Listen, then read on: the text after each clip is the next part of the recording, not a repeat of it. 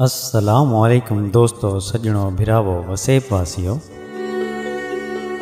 सोना सी अज तुहाडी खिदमत शाकिर शुजाबादी साहब का कलाम घिन के हाजिर थे हैं। इन कलाम की फरमाइश की है सारे चैनल ते एक बिरान शफीक मलिक साहब और साहबजादा मलिक साहब बिरा तुहाडी फरमाइश को पूरा करने हैं, लेकिन इंदे को पहले एक शेर की फरमाइश की है सारे चैनल ते बिरान साबिर खोसा साहब ने।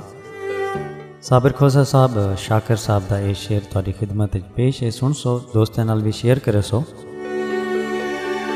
शाकिर साहब फरमांदे सही, असां शाकिर वक्त दे मारे हैं, असां शाकिर वक्त दे मारे हैं, कोई ना अलवावे साडा जोर ता नहीं। असां शाकिर वक्त दे मारे हैं, कोई ना अलवावे साडा जोर ता नहीं।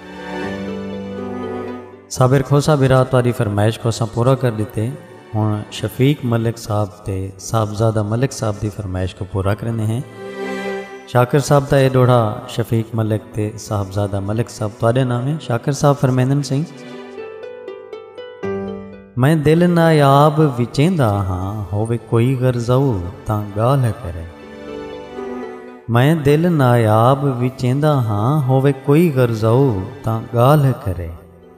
बई शर्त शरायत दी गाल कहनी, बस सौदा एक रूह नाल करे।